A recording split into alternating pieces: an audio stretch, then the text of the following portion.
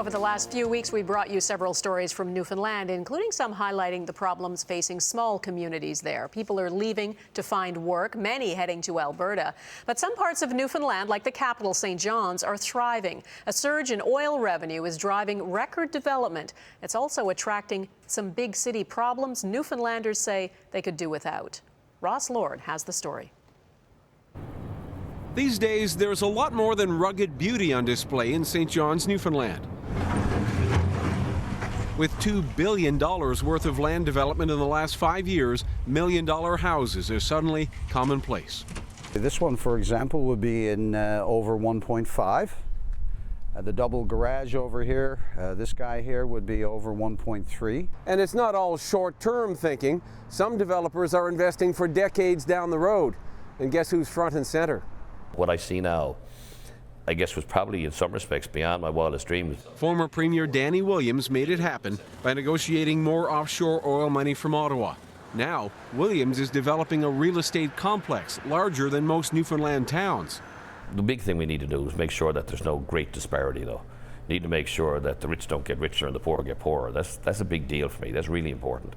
And so, we put in probably one of the most successful poverty reduction plans in the country in order to try and alleviate that disparity. But oil revenue, now responsible for a third of Newfoundland's gross domestic product, is also attracting trouble. Drug dealers, seen here unloading a shipment of cocaine from Quebec, are cashing in on growing demand. And authorities say many of the drug users are Newfoundlanders who work in the oil industry.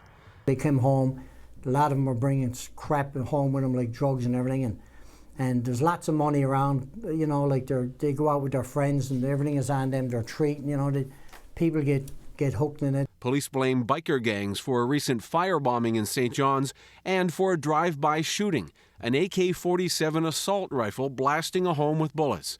Residents in the city have begun locking their doors, some afraid to go for a walk at night.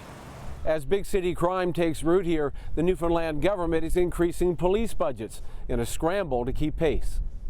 I'm pretty confident that with the support of the community and the government in providing the resources, we should have a good shot at making sure that we're able to disrupt them and dismantle them. Newfoundlanders like Bill Kelly hope they can stem the tide. He says if faster development translates into rampant crime, big oil money isn't worth the stain.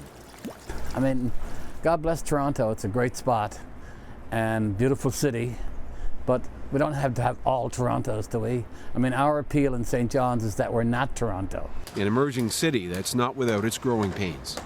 Ross Lord, Global News, St. John's, Newfoundland.